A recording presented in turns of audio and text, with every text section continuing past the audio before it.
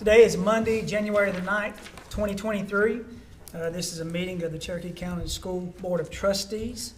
At this time, I'd like for us all to stand for our opening prayer. Do want to give a moment of silence for Mr. Tommy Martin, one of the publishers of one of the papers in town, the Cherokee Chronicle, with his passing yesterday. After a moment of silence, Mr. Surratt will open us up in prayer, and we'll follow that by our Pledge of Allegiance.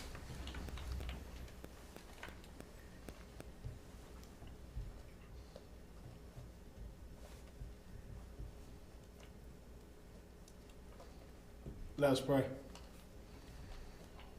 Eternal God, our Heavenly Father, Lord, we thank you for this day you have allowed us to see. Lord, we thank you for this Cherokee County School District. Lord, we pray that you continue shower down your blessings upon our students and our staff. God, we pray that you protect them in the schoolhouse because we realize we live in a dangerous world today. And Lord, we pray that you bless this board to always make the best decisions for the impact of the children. Because it's not about us as adults, but it's all about our children. In Jesus' name we pray, amen. Amen.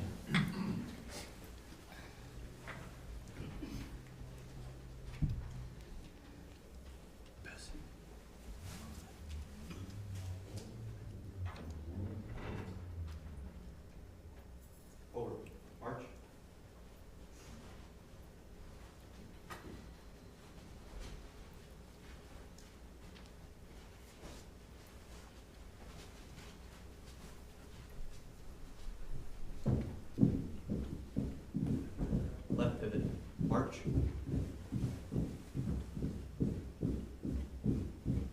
Color guard, hold. Present. Arms.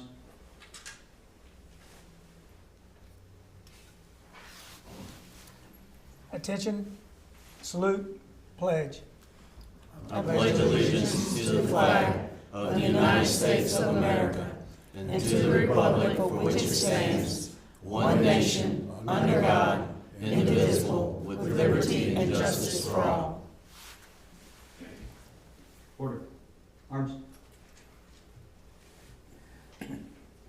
Mark time. March. Right pivot. March. Forward. March. Good job, good job.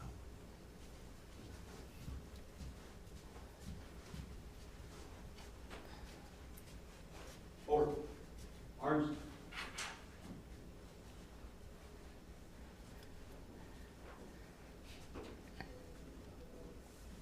You may be seated.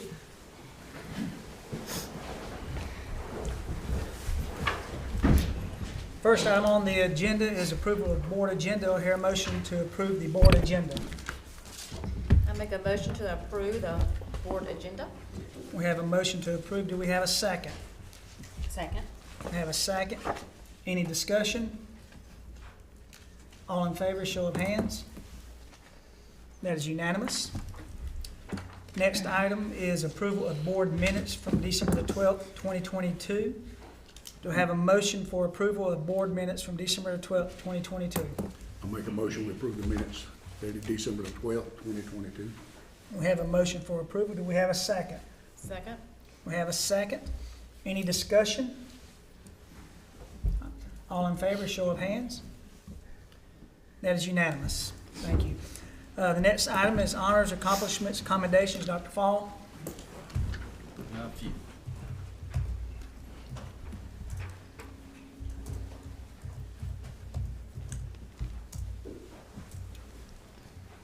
Good evening, trustees. Happy New Year. I'm excited to be with you tonight to celebrate the talent of some of our students here within our school district. The first is the Gaffney High School Holiday Card Art winner. Taught by Mr. Jeff Mages, Cassidy Childers created a beautiful scene that was a part of our holiday card that was sent to more than 300 of our community members and educational partners. Cassidy couldn't be with us last time, so we were excited to have her back to recognize her this evening. Cassidy here? Cassidy is going to come next month. Oh my goodness.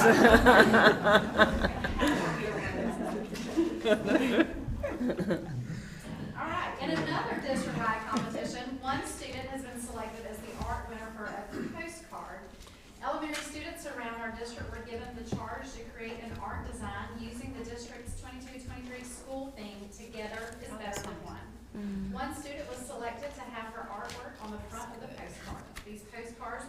by school officials to give to staff and students to share good news. The student selected was Layla Beaver, who is in Miss Jennifer Williams' art class from Beebe Elementary School. Is Layla here? Great.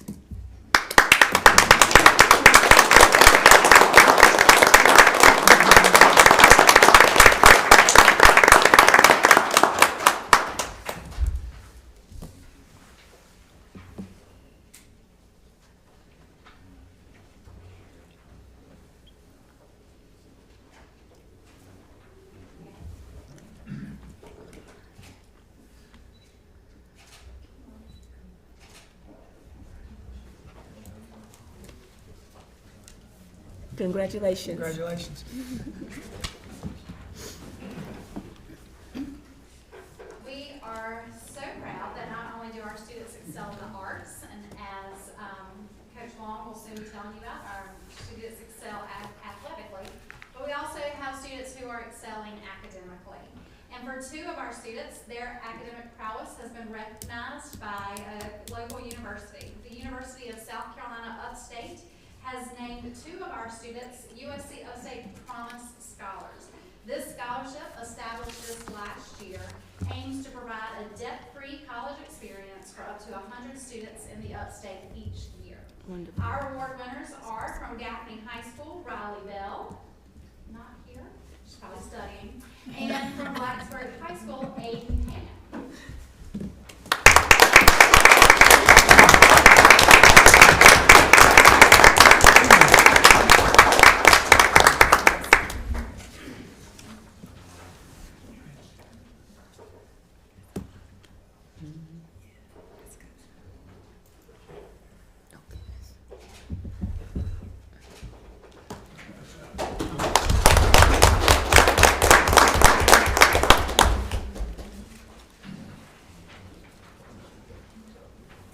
Good evening, Good evening. members of the board, Dr. Fowler, and everyone else here. I stand before you to present a few athletic awards here for Gaffney High School. First, we have our quarterback, Grayson Loftus. Grayson has been the quarterback for our football team for the past 2 years. Grayson has had great success on and off the field. For his accomplishments on the field, Grayson was an all-region selection this year, Region Player of the Year, and 5A Upstate Player of the Year. He was an all-state selection. Grayson was named to the North-South game this year, and he was an early graduate. And as of yesterday, he's an official Duke Blue Devil. Woo. Wow. Very impressive.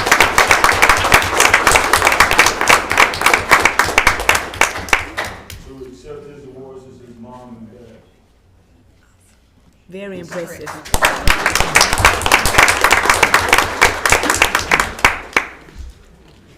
Next, we have Caliber Huey. Caliber has been a leader of our defense for the past 2 years. For his accomplishments on the field, he was selected all-region and all-state, as well as being selected to the North-South All-Star game. Caliber will be graduating this spring and is uncommitted at this time. Caliber Huey.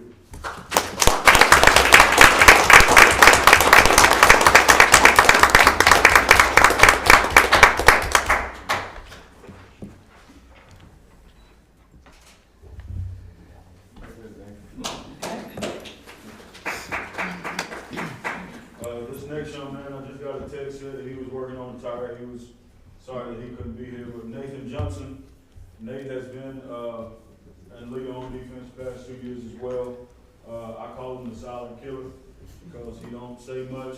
You have to really get up on him to hear what he's saying. For his accomplishments on the field, Nate was selected all-region, region player of the year, 5A region defensive player of the year. And Nate was selected to go to the Shrine Bowl game this year. Nate was an early graduate and will be attending Appalachian State University. Nathan Johnson.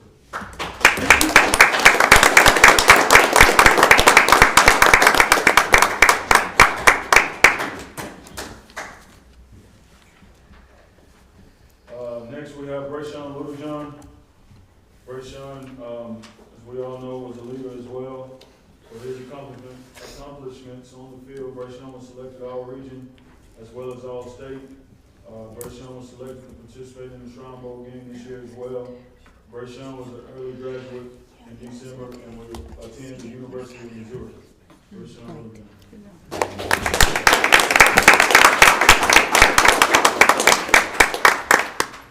They don't like all these accolades.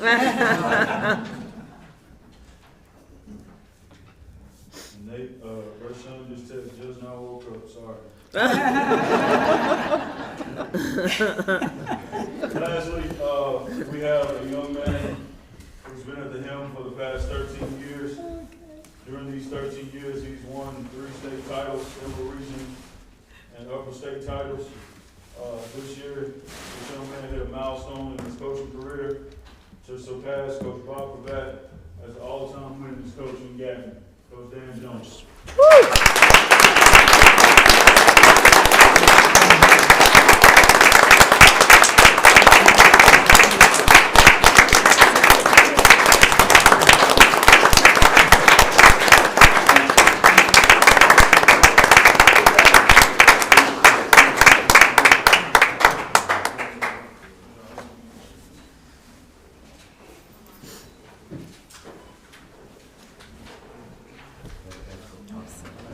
Not that hard to do when you have those many all-stars on your team. That's right.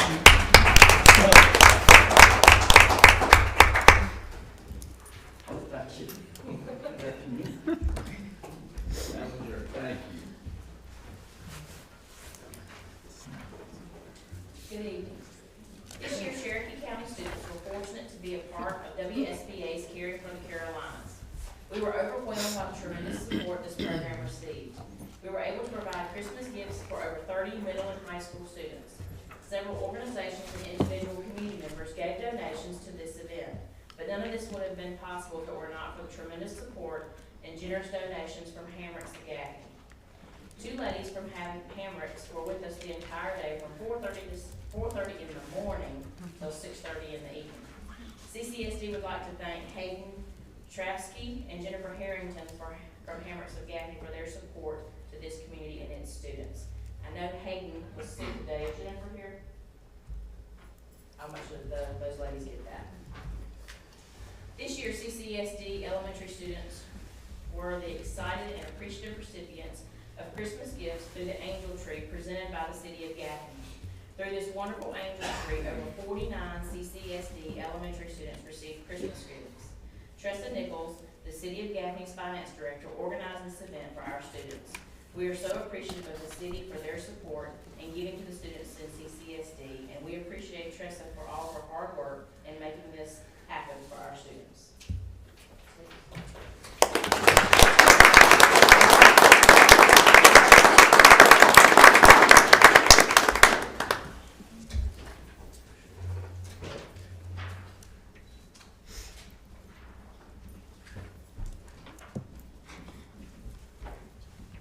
Good evening again. Good evening. Our Apple Award winners for December. In the administrative category, Dr. Alan Root, Gaffney Middle School Assistant Principal.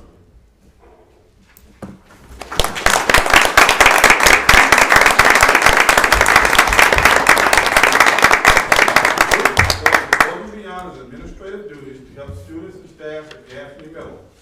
He supports his teachers, boosts student morale, and is an exemplary servant leader.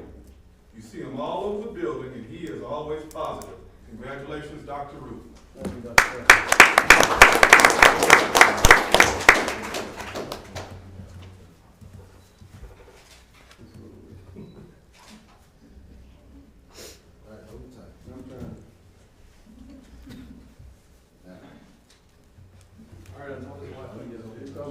I'm trying to hold the best I can. Thank you, appreciate it. In the certified category, Cindy Holmes, teacher of Blacksburg Primary School. All right, Ms. Holmes is an awesome teacher. She is a leader among her fellow special education colleagues because of her experience and desire for professional development. She communicates with her parents, and her students consistently meet their target goals. She is simply awesome. Congratulations, Ms. Holmes.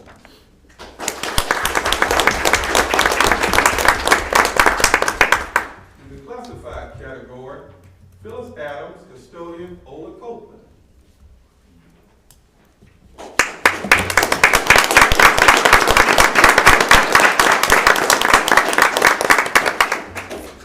Ms. Adams goes out of her way to make sure the building is spotless. I enter different schools every day, and I'm always impressed with the cleanliness of Ola Copeland. She has a great attitude and takes pride in her school. Congratulations, Ms. Adams.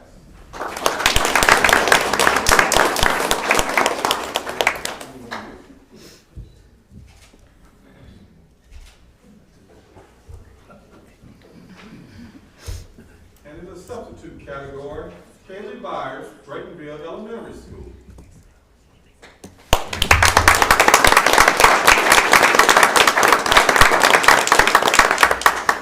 Ms. Byers is always willing to sub as needed. She has accepted a long-term position and is always eager to help out our school. We appreciate her and her commitment to our staff and students. Congratulations, Ms. Byers.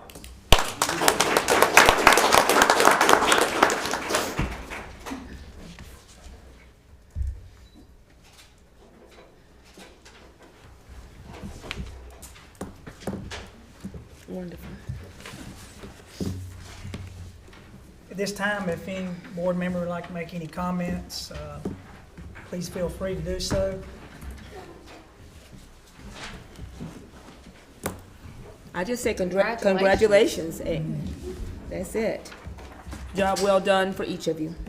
And if you've received an award and would like to go ahead and go home, you can go ahead and leave. Thank you. Thank y'all. Coach Jones, I try not to get too many fingerprints on that shiny thing.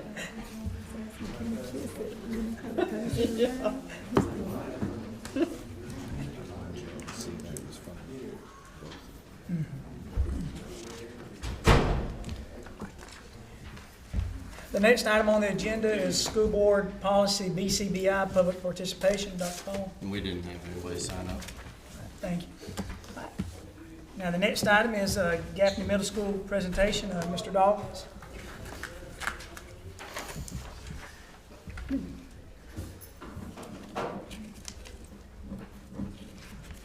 Good evening, everybody. Good evening. I'm gonna set my timer. Everybody else want to look quick. It might be a little bit longer. Let's tell you about some of the good stuff we got going on at Gaffney Middle School. First of all, I want to tell the Board of Trustees, thank you. Thank you for entrusting me take this position.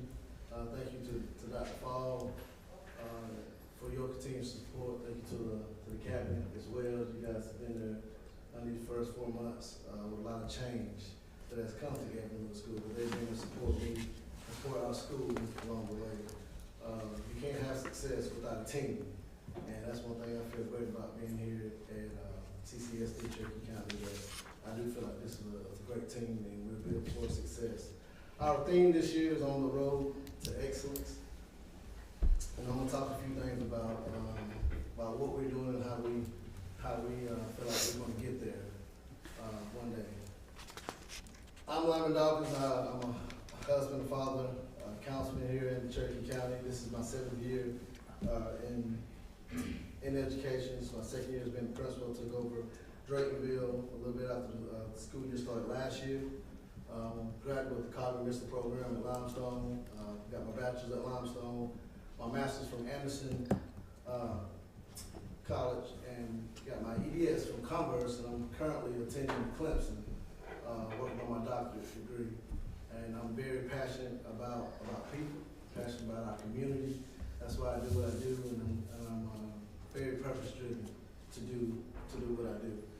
Those are a few pictures of me being in the classroom a few years ago, my family, and some of my past students as well. My leadership philosophy is serving leadership. I'm here to serve. I'm here to serve to get the best that we can get for our community, for our school as well. Student-centered through and through. I believe every decision that I make is trying to be for the best of our students. That's why I believe we're all here as for the kids of this community. Not only what we do, not only impact them today, but it's going to impact our community 5, 10, 15 years from now. I'm a relationship-oriented person. As a leader, I want people that's up under me to feel comfortable enough to come talk to me, good, bad, or indifferent. I believe relationships is huge, especially in a small community that we live in. I'm all about support. I'm here to try to support the kids and the staff, and also all of our stakeholders, the parents as well, as much as possible. But there must be accountability along the way as well. You gotta have a high standard for what you believe in and when you wanna get there. You gotta have that accountability to get there. Again, I'm committed along the way, and I believe in excellence in everything that we do.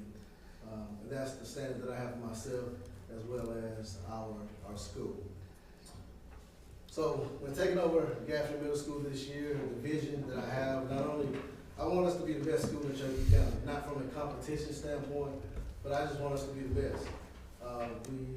We serve a lot of students every single day, and I believe they deserve the best. I want our parents and other community members knocking down the door, wanting their kids to attend Gaffney Middle School because of the stuff that's happening inside of our building. I want us to be one of the premier schools in the state of South Carolina. I want our state superintendent to come knocking on our door and say, what is going on at Gaffney Middle School? I hear about this school down in Cherokee County. I want to know what's going on. That's the vision that I have. I want us to be a school to watch. That just means that you're doing the things that you need to be doing on an excellent level. And with our district being a avid district, I want us to be a national demonstration school. That's what the top 2% of avid schools, you become a avid demonstration school where other schools come and see, again, the great things that you're doing every single day. And that's the vision that I have for Gaffney Middle School. And like I told the staff when I took over, it's not going to happen overnight. And I don't expect it to happen overnight or a year and a half. But it takes us to be our best every single day to get there. And that's what we plan on doing. And like I said, our theme this year is on the road to excellence. So along with that theme, you have to have a roadmap if you're going to go somewhere. And this year, my number one focus coming in is on the culture of Gaffney Middle School. What do we believe in? What do we do? Who are we at Gaffney Middle School?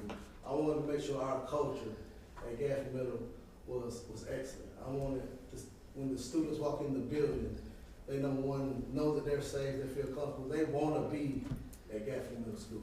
And that ties in right in with the climate. How do people feel when they're on our campus? Do the students feel loved? Do our staff members feel supported? Do they feel like that we're giving them the best resources, the best support that they can be successful?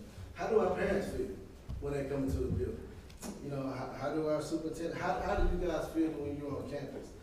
Especially going back to the students, if our students want to be in the building, we can teach them anything.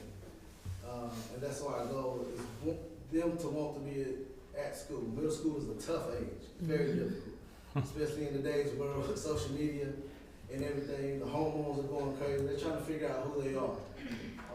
And so it's very vital for us to make them feel comfortable and have our climate going.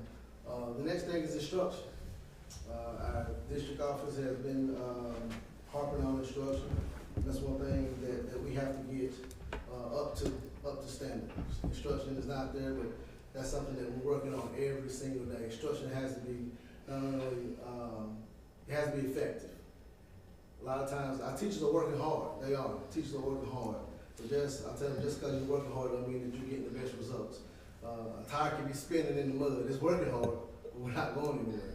So that's what we got to do. We got to get effective in what we're doing, and that means making some different changes and trying some things in a different way.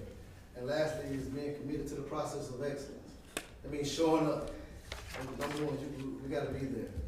And having that burning desire every single day to give our kids what they deserve. That's nothing but the best.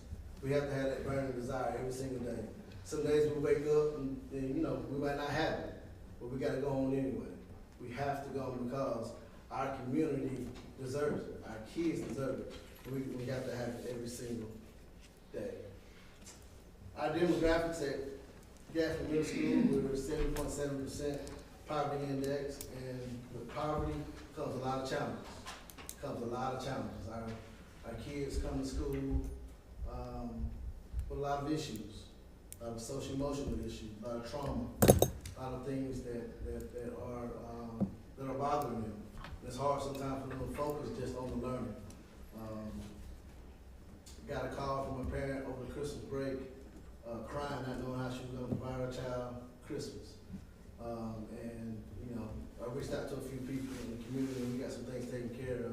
But just besides that, just kids sometimes not even knowing, you know, where they're going to stay at night. Will they have some heat in this cold weather, things of that nature. So we're a Title I school because of our poverty index. We get some extra funds from the government to help with some of the issues that we have. We have a total of 924 kids. It's a lot. That's not a middle schooler walking around. That number is down slightly from last year. I think it was 936 last year, so we've done about 12 kids. And that's our breakdown of race as far as our demographics. We have 1% Asian, 33% African American, 12% Hispanic, and 51% white, 3% two or more races. We have a large staff, as you can see, 116 staff members. That's everyone in the building, from custodians to the cafeteria staff to the front office clerks, teachers, etc. So we have a large staff at Gaffney Middle School. We have 14 sixth grade teachers, 12 seventh grade teachers, 16 eighth grade teachers. Our eighth grade is our largest grade level. We have 17 elective teachers, one instructional coach. I was just talking today to Dr. Fall, is my goal. We got to get another instructional coach in our building to help with our teachers, to help get them to where they need to be. We have 3 assistant principals, 1 for each grade level, 1 for the 6th, 7th, and 8th. Dr. Root, this is his first year here. He just got the Crystal Award. This is his first year at Gaffney Middle as well. He's been phenomenal with his expertise, his energy. Like they were saying every day, he's always on. Dr. Root is always on. He does great with the 8th grade. We have another new assistant principal, Dr. Kilgore. She's been phenomenal, long-time teacher at Gaffney Middle School, expertise in math, so she does great. And we have Mr. Rhines, the 6th grade administrator, and they do a great job. We have 2 nurses, 5 custodians. I was telling Dr. Fowler again this today. I put my custodian staff against anyone in the district. Our school is spotless on a day-to-day. You walk through that building, it's phenomenal. One of them give me is a headache, and somebody might know him up there. He give me a headache, but he does a great job. He runs a tight ship. He does a great job. And we have 3 counselors, 1 for each grade level. And our counselors get as much work in just as our teachers, because again, our kids bring a lot of issues to the building, where our counselors do a great job every single day.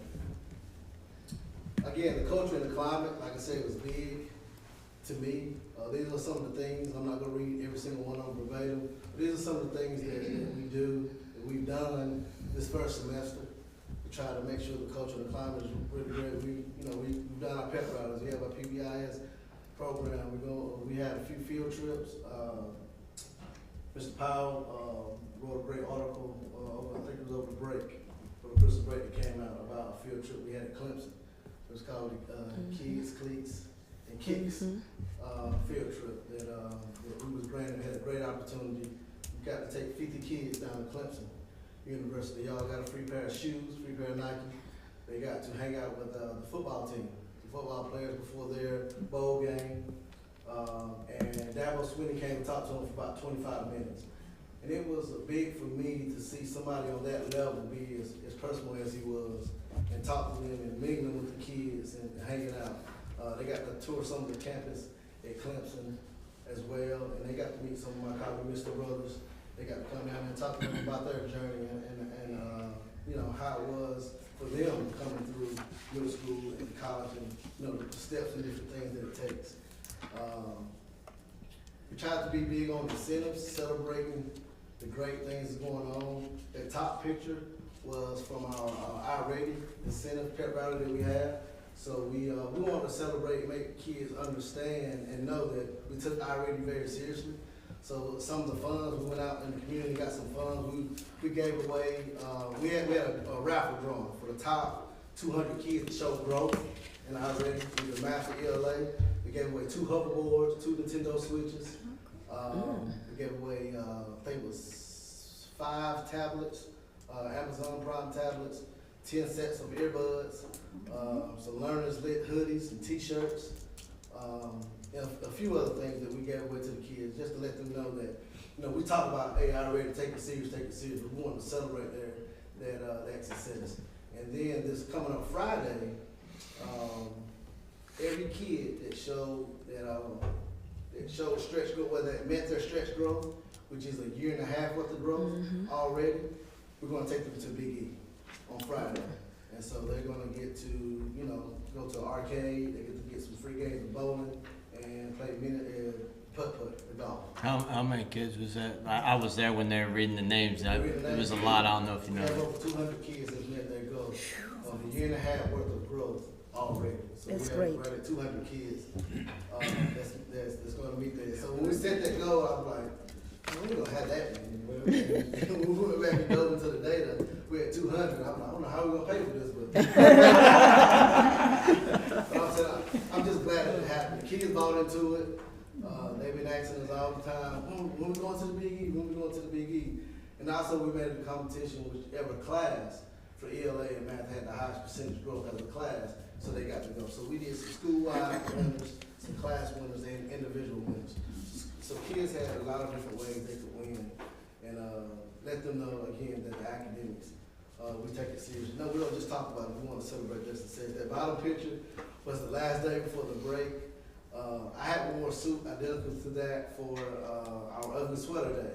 So, but that day was teachers dressed as kids, and the kids dressed as the teachers. So he told me he was coming dressed as me, and I did as the ugly sweater. So that was pretty cool to me that day.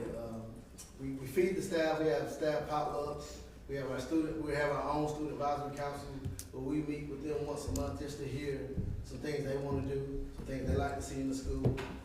I created a theme song for us that we played our pet rallies. We had a happy cart that we go around and feed let the teachers get some stuff off of it. We've done a storybook pumpkin challenge during October.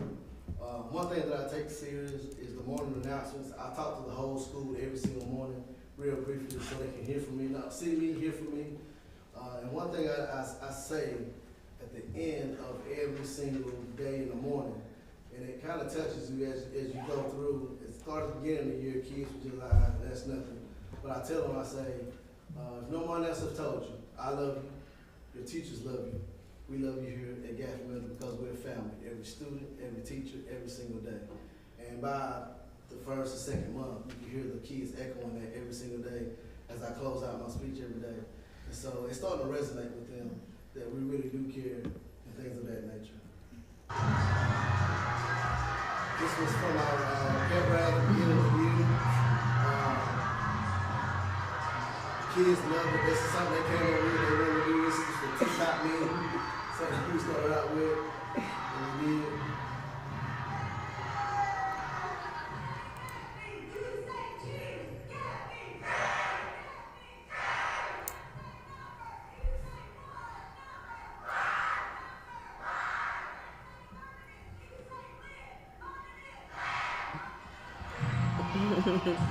Oh, goodness.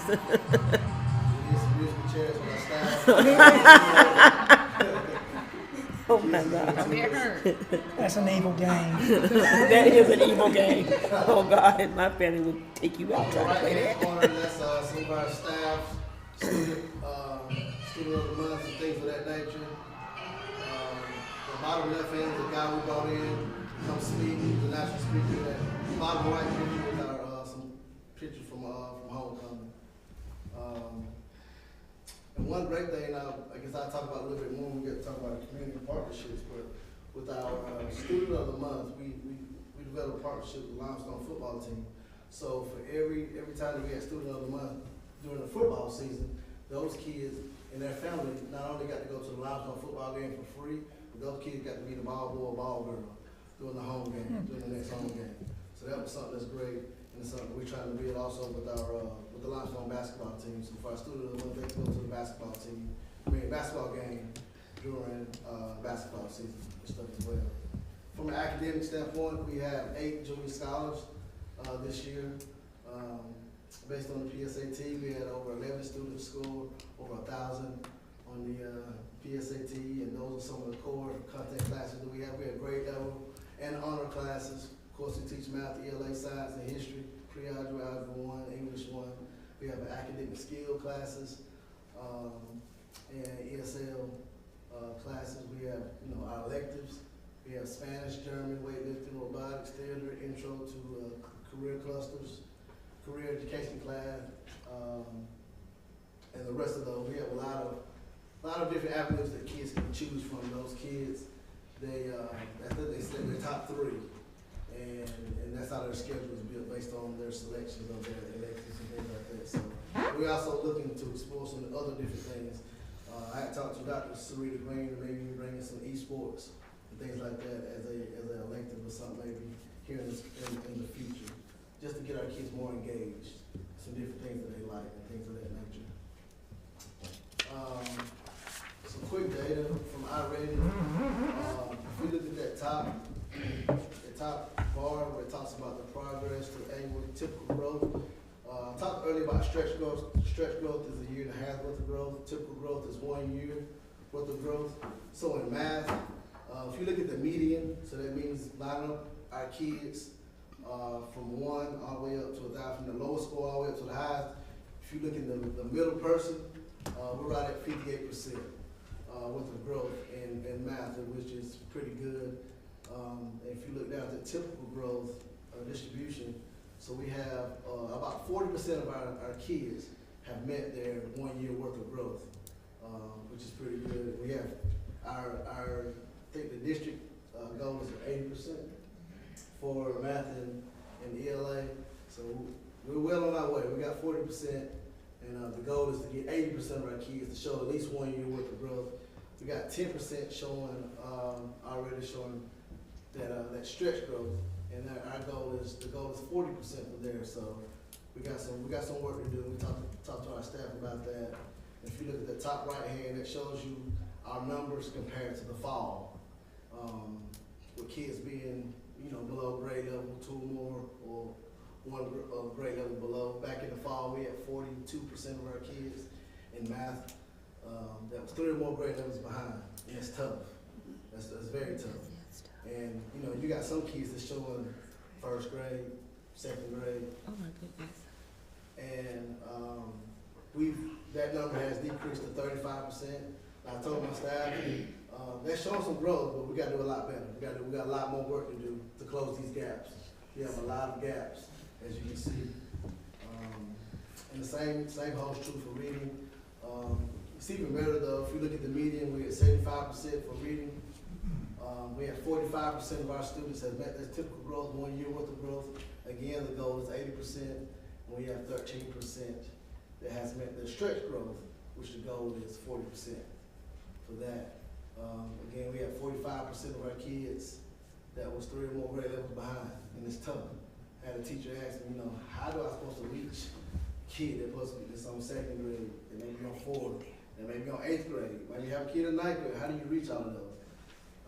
I said we got to work with it. We just got to come up with these strategies, small groups, and being able to reach, differentiate our instruction to meet the needs. And it's tough. Education is a different place than it's probably ever been before. Pre-pandemic, we had these gaps. Post-pandemic, it's even worse. And society has changed. People's perception of education has changed. Parents' involvement have changed. So we have to change too in a positive way, doing some things differently. And that's what I keep harping to our staff. We got to do some things differently. We want some different results. These are some data from the state level, from SC Ready, end of the year assessments that everybody take. We get a report card score. The middle report card score was average, 45. Do I believe that we're average? No. I think we have average teachers? No. I know we don't have average students. But if you look at that, the column, the 4th one from the end, meets or exceeds expectations, Those are the keys that met grade level or exceeded grade level. And, you know, sixth grade, 36.1, 7, 37%, eighth grade, 40% in ELA, and the numbers are even worse in math. So we got some work to do. There's some work to do, and but again, we're committed to that, to doing what it takes to help our kids grow. And it's gonna be tough. It's a challenge, but again, we're up for it. The same holds true for SE Pass. This is sixth grade take this. This is like the science end of the year assessment. We have 28.1% of our students that met or exceeded expectations. So it's tough. Fine arts, we have some things for fine arts for our kids. You know, Gaffney is known for the athletics, but we do have some things for fine arts. I think we're the only middle school that have a production. We put on Andy earlier this year in the fall. They did 3 different nights of Andy, and it went very well. And they've been talking about doing another production in the spring. What they want to do? Was it Willy Wonka? I think it was Willy Wonka and the Chocolate Factory. They want to do here in the spring. And I told them I'm all for it. Cause I remember growing up in church and different things that I love.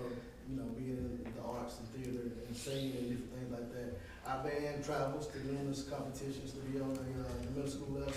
They compete. They go play at different places. We have a jazz band as well. We have a regular chorus. We also have an honor choir. It does great. They travel state. They travel to local organizations. They sing. They sung during the Christmas break. Took up our senior citizen places. So they do a great job as well. We have a great art program as well. Athletics. We have cheerleading. Of course, football team. We have volleyball. We have basketball for girls, boys as well. Our 8th grade football team, they won the division and conference championship this year, so that was great. Our 7th grade team made it to the championship game. They fell short, but they were the division champs. So we had a great year in that as well. Our volleyball team, they actually have their banquet at Limestone University this year. Again, one of our good partners. They got to tour the campus. They got to hang out with the volleyball team, talk to them, ask questions verbatim to them. Believe it or not, a lot of our kids don't know the great things we have right in our backyard with Limestone. So that's something that I want to expose to them that, you know, a lot of times they don't want to go to the community college, but we have a university right here in our backyard that offers a lot. It offers a lot of great things. Not only with sports, but they offer a lot academically and things as well. So we want to expose them to that. We have some students that are on the varsity wrestling team, and we also have some young ladies that are on the varsity basketball and JV basketball team. So we have some kids that are performing at a high level as well on the academic field.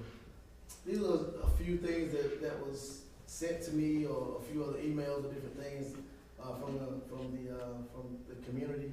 Again, we had a couple write-ups in the paper. One was our Project Lead the Way class. They was doing a section on sheep brains.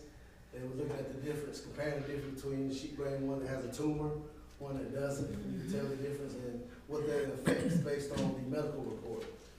So I got to go down and visit them. They was telling me all about that. And Mr. Powell wrote a good article on that. The Kids, Clicks, and Kids events. A couple other ones, emails I got from parents or messages from Facebook. I try to put out what we're doing on Facebook. A couple of things I put out, they got over 7,000 views. So that's a great way to let not only our community, but different people around the state or the country get to see some of the great things that we're doing to celebrate. A lot of times, especially being a principal, I catch a lot of negative news, complaining, but I also want to share a lot of the good stuff that we're doing as well. Again, community partnerships, Limestone is a big one for us. Cherokee Creek Church, First Baptist, our pastors, the local pastor association, the sheriff department, the Omega Phi Psi fraternity. They came in, they donated donuts one day. At top right, I think that's the Bethel Senior Daycare. They came in, they sung to us, and gave our office staff some treats for during Halloween, during October.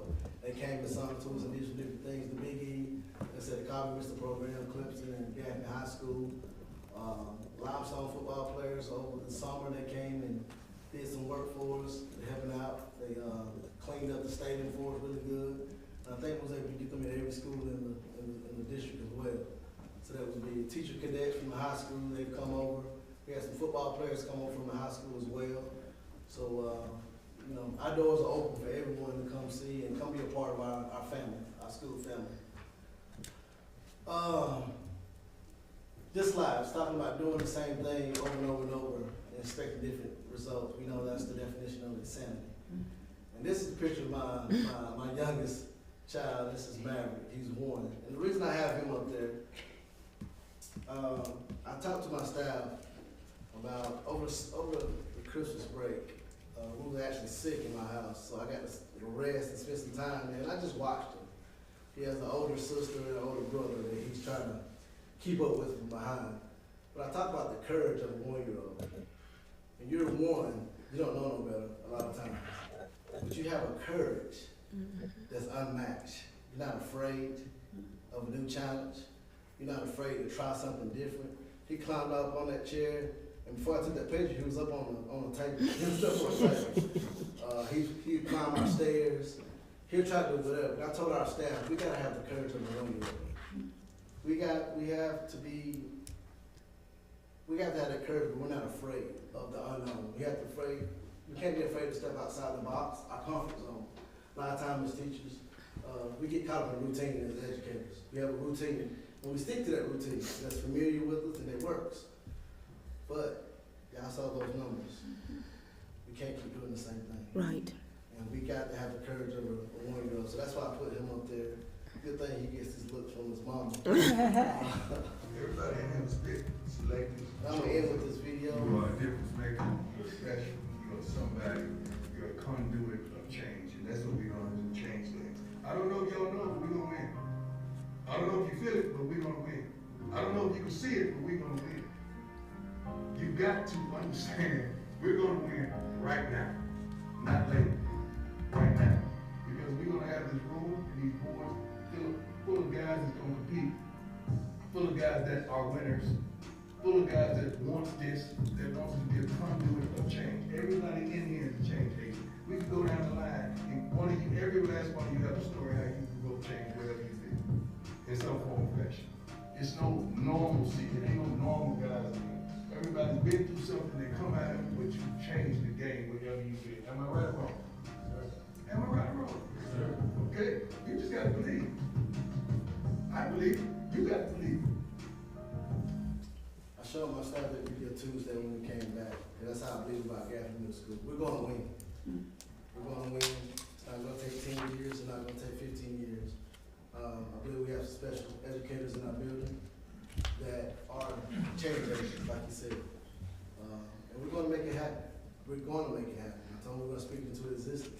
And we're gonna do the hard work to make it happen. Not just talking, but we're gonna do it. And again, thank you guys for your support. If you guys have any questions, comments, or concerns for me about Gaffney Middle School. If y'all ever get a chance and are by there during lunchtime, their cafeteria folks clean up that cafeteria like a NASCAR race team. I mean, it is. I was over there today for lunch, and I was just. I told the manager how impressed I was with them. I mean, it was like that, and they had that place clean and ready for the next group to come in. They had a group with Swiffer things on the table, a spray bottle team, a trash team. I mean, it was amazing how good they did. So if you get a chance during lunchtime, check them out. We get them in and out. We have split lunch shifts. We have so many kids, so we split. We start with a group outside for recess, and a group inside that switch. When it's time to switch, the cafeteria staff they come in. A couple of them start spraying tables, the other one come behind Swiffing. Some of them sweep the floor, and like I said, we got a trash can staff as well, so they do a great job. They do a great job. And I'm glad that Dr. Fall not only was there, but he told me how much that mattered to him and how great that was. Because I preached to him, everybody matters. No title doesn't mean anything. Everybody matters. That's I right. just get to catch the headache a lot of times. That's all. But I try to work as hard just as they do and show them that we all matter from the top to the bottom. We're one family. So thank y'all, and go Chiefs. Appreciate it. Just one thing, Mr. Dawkins, I don't have a question, and Dr. Fall mentioned how it looks like NASCAR in there at lunchtime. I will say that office, I have spent some time in there when I sign in and out. That is like air traffic control right now. I mean, those folks, with 924 students, they're sending people here, there, everywhere. It is really like the beacon. I mean, things get ordered and you're not quite sure how it happens. And then when you get to the end of the line, you have your food and your order's right? So hats off to you and your staff for having those bold goals. And I'm a big champion of your school, and anything we can do, I'm sure we'd be happy to support you in any way we can. Thank you. Yeah, we got some lofty goals, but that's the only way you're going to achieve greatness. To shoot for the stars. Thank you for that. Yeah, they work hard. They do. Everybody. Yeah. Well, Mr. Dawkins, I would just like to say, seeing those scores, some people will be discouraged. So I thank you for your commitment to excellence and your commitment to greatness and the commitment to those students there at Gaffney Middle. 924 students you have committed to. So I thank you for that. And your Call Me Mr. program, your Learning is Lit, is so engaging that you've got the students' attention. You got them wanting to be in the building. Now you're ready to do the work. And you spoke on accountability, and that's where you start. Holding those there accountable to teach these children, and then holding the children accountable to learn. So I just dedicate I am just applaud your commitment and dedication to our children there at Gaffney Middle. And I know when you come back for your next presentation, we're going to see those numbers way up. We're going to excel. You're going to do great there at Gaffney Middle. Thank you so very much. Mr. Dawkins, I commend you. I think you're phenomenal. I just want to say, can we clone him? So your energy is exciting for everybody, and I think you give that to the students and to the staff, and it's evident. So we appreciate you. I appreciate that. It means a lot. Thank you. Yeah, definitely. I taught middle level for 1 year, and that's a tough age. Those kids are, I enjoyed the heck out of it, but they're going through so many emotional, social, physical, mental changes at that age. It's such a tough age for them and for the teachers and the staff. But I think you've nailed it as far as relationships, building those relationships, because when they know they've got someone who has their best interests in mind, people tend to do so much more and give so much more effort, and I think that's the foundation. I think that's a wonderful foundation that you're starting. So good for you. With middle school kids, when they're going through stuff, their number one thing is to shut down. Right. And put up a barrier and put up a wall. But to break through, they have to know that you care and you love them. Right. And some of our staff, they disagree sometimes and stuff, but I tell them all the time, punishment doesn't change behavior. You gotta love them. Now, there still is consequences. Right. To, some things, still accountability. But at the end of the day, we have to be empathetic and love on our kids and let them know, number one, that we care about them. And we want to see them successful. And then, you can have those tough conversations that you need to have with students and parents when they know that you actually care. Right. Well, I feel the love. Well, I know the students do, so thank you for all you do. Again, thank y'all for y'all support. When I see y'all out as individuals, whatever, you guys are always supporting, championing us, helping us. Again, that means a lot, knowing that. I told Dr. Fall when he gave me that call in July, I almost had a heart attack. But the number one thing I said, Dr. Fall, I can do it if I have the board support and your support. He told me, he said, the board's behind you 100%, and I'm behind you as well. So I said, as long as you guys support me through the ups and downs, it's going to be tough. I know it's a challenge. But I just wanted you guys to support, and I appreciate it. That's great. Again, so. Mr. Dawkins, thank you. One of the biggest things I think you need to take from this here is you've made an impact, and I hear that in the community. But you've heard comments from every board member. Every one of us is taking something different from what you've said. So you've said a lot, and you've carried a lot. I take from you said work hard, but in the right direction, not spinning those wheels in the direction we don't need to go, but working hard and moving forward. So every one of us has brought something and said, you've made an impact on us. So continue to do that, and thank you for being part of our district. Exactly. Amen. Yeah. Exactly. Change take time. Just hang on. Hang on. Thank you guys. If you ever need me, stop by, call me, do an email, do whatever you need to do. Thank you guys. Thank you.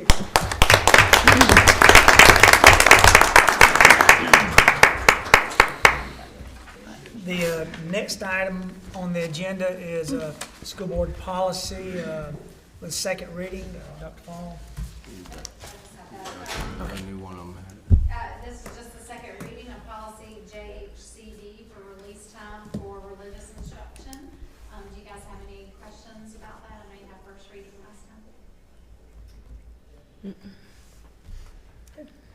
Have a second reading. Do we have a motion to accept the second reading? Make a motion to accept the second reading. We have a motion. Do we have a second? Second. We have a second. Any discussion? All in favor, show of raising of hands. That is unanimous. Thank you. Next item is review of the 2021-2022 audit findings. Mr. Ben Kokenauer and Dr. Fall. Mr. Kokenauer is here, and I think he has you guys have the booklets, which obviously is not a overnight read. That's probably a lengthy amount of time to get through that, but he's going to give you a brief summary of his audit and the process, and go from there. Mr. Kokenauer? Thank you, Mr. Chairman. So I will proceed to go through that booklet you have, line by line, page by page. Oh, mercy.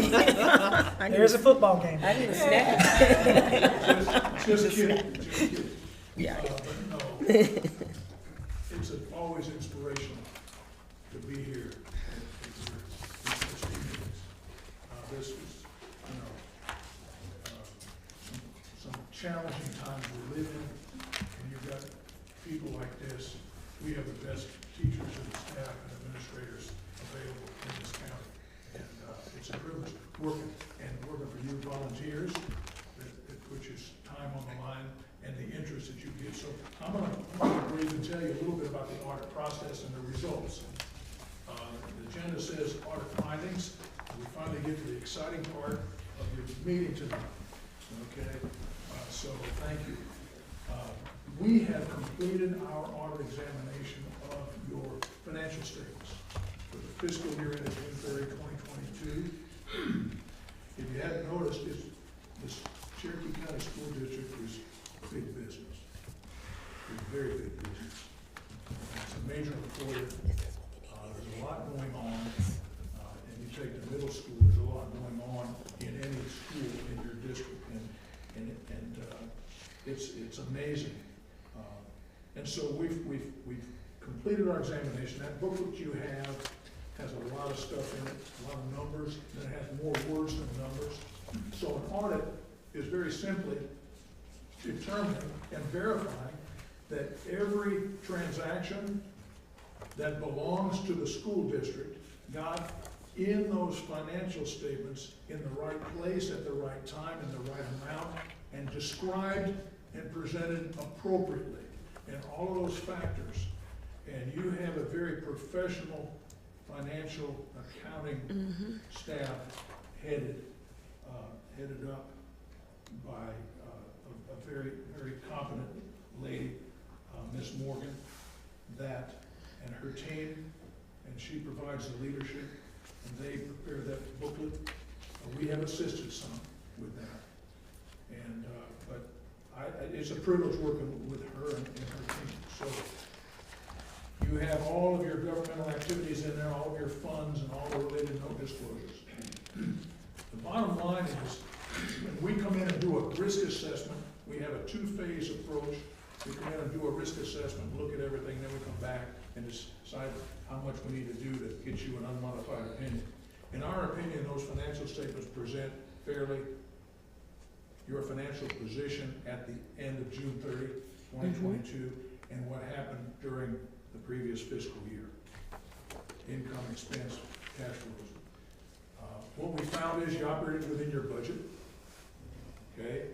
And you have a schedule of expenditures of federal awards in there, which is all your federal money, and that was about a little over $22 million. And the feds really want us to take a hard look at that, and this year you had some additional funding in there. It's called the Elementary and Secondary School Education Relief Fund. That's a long name, we call it ESSER, but it's some money that they wanted us to do almost a forensic audit on. And your folks were very cooperative through that whole process. And I want to tell you this, that an audit is an extremely inconvenient process for your people to go through. And they can tell you, and I'll leave the room and she can tell you, but it's brutal. It is absolutely brutal. And with the new federal money and all that new stuff, a lot of folks, a lot of places have hired additional people to handle that money. Some haven't, most have not. You did not. But she did it, and she was doing all that herself, and I think she's gonna have about 7 audits this last year. We were only one of them, okay? And so, it's brutal, and it's time consuming, and so we try to be as pleasant as possible while we're being totally inconvenient and using up your air conditioning and so on. But at the end of the day, our opinion on your financial statements is unmodified. Our opinion on your schedule of federal expenditures is unmodified in relation to your overall financial statements. We didn't find anything that rose to the level of significance when it came to internal control over financial reporting, which is the old-fashioned management level. We didn't find anything that rose to the level of significance or reportability when it came to our report on compliance for each major program. That report is unmodified. You were in compliance in all material respects. We didn't find anything to report with respect to internal control over compliance. And also, we gave an unmodified opinion on your compliance with your procurement code. And so you have those reports, and I'm not gonna read them all. But our emphasis in this audit was on internal controls because the federal government, for their $22 million, they wanted to see for most of that internal control was evident and demonstrated on every transaction that went through that ESSER money, that new money that they gave you. And so we emphasize internal control across the board because you only have one system. And so we looked at it and we focused on it. We also focused on information security and IT. That's something that's hot and it will continue to be. That's not going away. And then again, federal money, the American Rescue Plan that we've talked about. And so, again, you operated within your budget and our opinions are unmodified and nothing rose to the level of significance to report. That's as good as it gets. And again, I give credit. We just come in and look around. Mm-hmm. Your folks did all the work. Most people, and Sherry will verify this, that, you know, auditors are accused of coming in after the battle is over and shooting all the survivors, you know. But they've done a lot of work. This is big business. The record keeping and all of that takes place day to day to day, and reconciliations month to month. You receive reports, and so again, it's been a privilege working with you folks. And, I thank you for that, and also I want to thank you for your time and interest in this accountability process. And so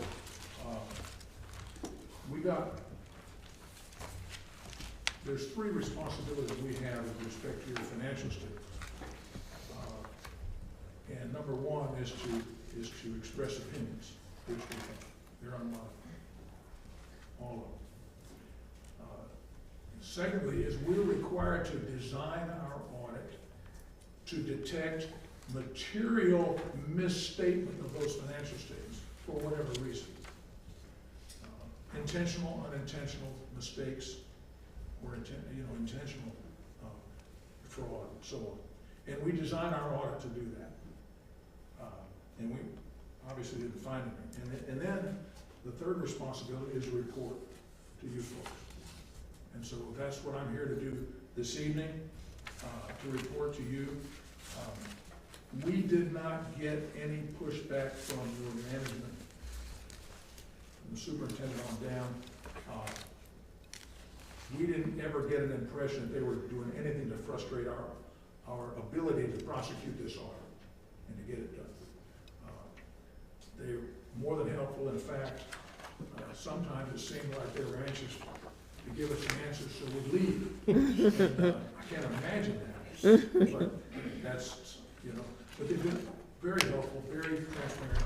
And one of the things, when I first got into this business a while back, I got out of school sometime late '72, and I went into this field of accounting. I moved to Gaffney in 1975, and one of the first artists I worked on was the school district.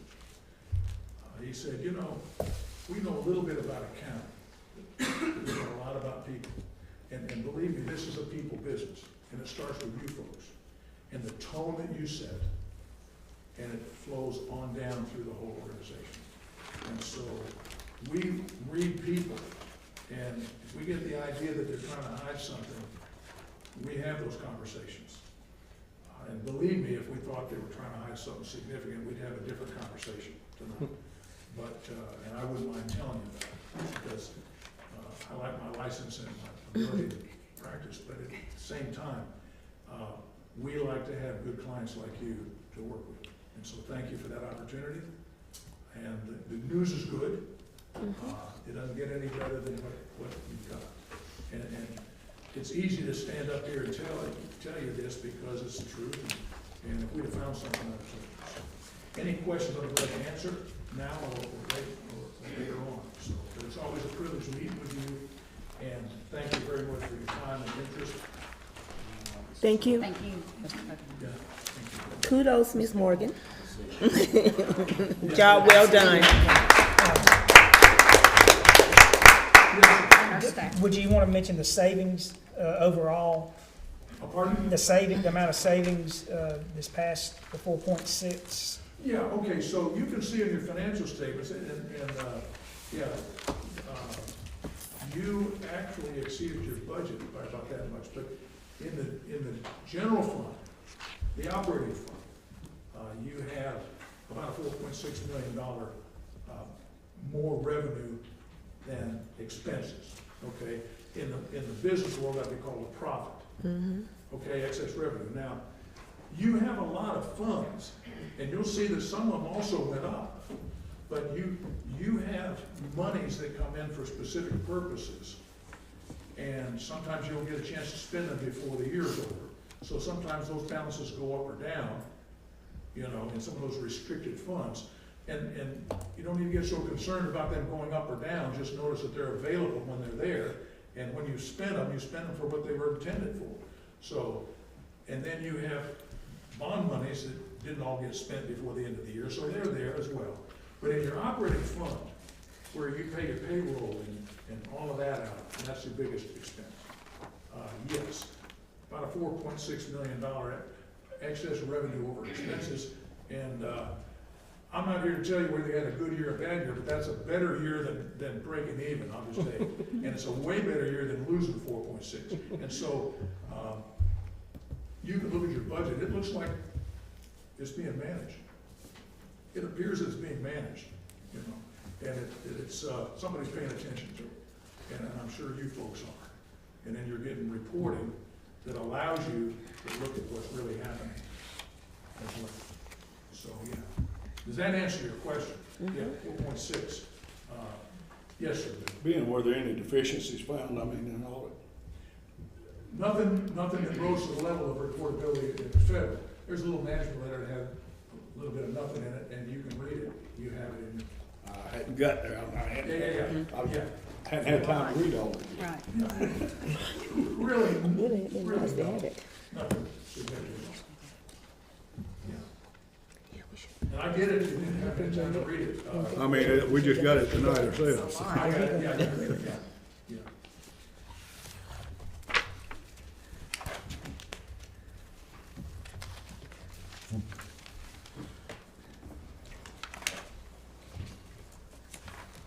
Thank you, Ben. Thank you. Yes, sir. Thank you very much.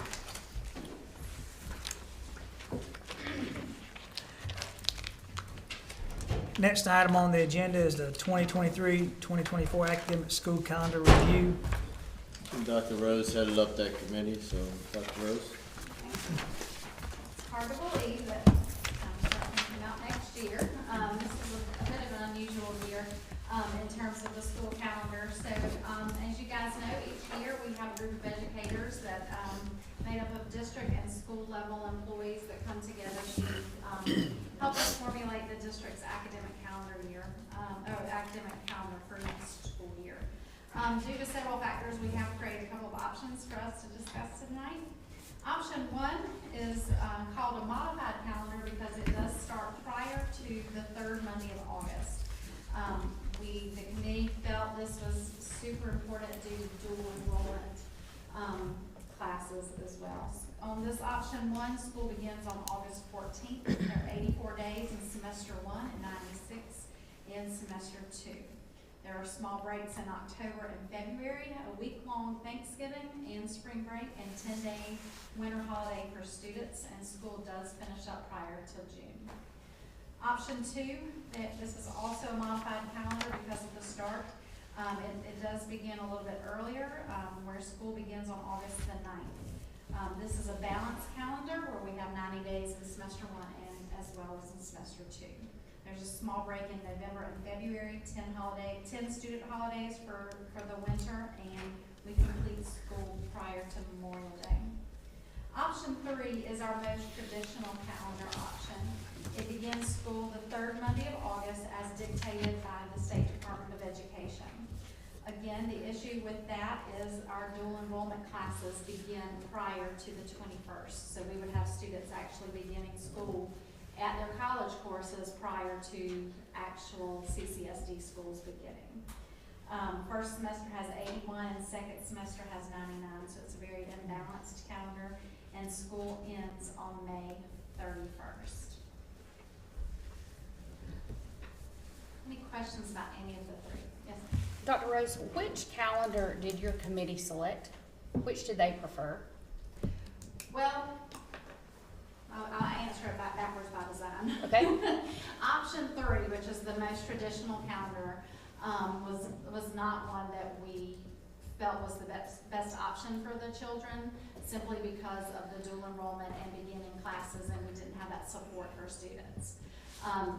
They were very torn with 1 and 2, and I'll tell you where 1 and 2 kind of came from. One of the things that we try to do is to look at the calendars of districts surrounding us. So we look at Spartanburg County, we look at York County, we look at Chester, we look at those things because we know we have employees who work here but live in those counties, so we try to match that. We have students, their own personal students in other districts, as well as even though Dr. Carpenter likes us to have a different spring break than his wife, who teaches in York. So we off. Sorry, that but we try to look at that. Spartanburg County went back and forth on their calendar this year, but they ultimately decided on the option that is option 1 is very similar to theirs. So we went kind of back and forth on 1 and 2. A couple of things that the committee really looked at was that week long at Thanksgiving. That's something that's been tossed around quite often in our school district, and not something we've been able to give. The other thing is, we talked a lot last year about a modified calendar and having those 2-week breaks in between in order to do some remediation. But they also felt like having smaller breaks helps our students and helps our staff as well. So that option 1 was kind of where we landed mostly. On option 1? Yeah. And you have one representative from each school on that committee, right? We invite one from every school. Okay. Not everybody makes it, but we do have elementary, middle, and high school, as well as district office folks and principals as well. Thank you. Yes. Question for you, why is it, a couple of these here showing the conference February and in March. When you think middle schools, that's 2 of them in the second semester right there, a month apart for conferences for parents. Well, yes and no. So we have flex days on our calendar this year. This is the first year, this academic year, that we have flex days. So our teachers do work late 2 nights and they have a day off for those flex days. What we do with that is that first February date is for our high school students, because when we have semester-long classes, if we wait until the end of March to have a conference with students who are struggling, it's almost unrecoverable for those high school students. So that's why we have conferences in February for those high school students who are in semester-long classes. So The majority of those. they're not meeting again come March. No, not I very. fix that, because there's not enough time between that. I'm concerned more because we're going to the modified schedule. We promised everybody we would not go to it without giving a year notice. This isn't the same Yeah, modified this that we were isn't the looking same. at. By law, you have to call it modified if you veer away from the third Monday rule, Horry County rule. And also, there's pre-legislation that, I don't know, whether it passed or not, but they're looking at doing away with that as well. That I requirement. mean, it's, and It's there's stupid. districts, like Greenville just recently announced they're changing theirs, like she said, the Spartanburgs, I mean, it's across There's state, probably but right now. half the state's already making the changes. I know. Right now, if you don't call it modified, you cannot do it. And modified could be one day before that third Monday. Anything before that, you have to It's call it not the modified. modified calendar we discussed. And that's why our biggest You get 2 concern weeks was our break kids going with back that to one. their dual enrollment classes a week before we started. And they had no supervision, no support, no nothing. Transportation. Right, all that, because the way it's set, all the SCC and all the college course, dual enrollment courses that our kids take are a week before they start, right now. On that third Monday. My only concern, and I know Billy can remember, I don't think Mark was on, the last time school went past Memorial Day, we got hammered. We got hammered. big time. And this didn't come from the staff, this come from the stakeholders. I mean, we got abused because the kids didn't finish school. I honestly, I love the 8/14 start day. I just told Dr. Fall that, to me, it make more sense to start school the second Monday. And I also asked him though, why are we out election day this year? This is not usually we only out president and a governor. It's the only time we out of school for election days. The calendar committee, we talked about that. But one of the things we said was that we would give that every year because it would seem to be confusing for families in the community to do every other year, that they wanted to have all of that. That day given back would add. Yeah, the cut. Would take one day. I ain't being funny, Dr. Rose, and Billy know we done had to do this before to get it under before Memorial Day, because a lot of people take off. I mean, that Monday they gone. I mean, the weekend they gone, and they gone for a week to wherever they want to go, and that's people's business. That's why we got hammered. And but like I said, I love the 8/14 start date. But if there's any way we could end school that Friday, and I know this ain't popular, but keep Thanksgiving like it is. I mean, they give you 2 more days. Take the election day, you out of school that Friday.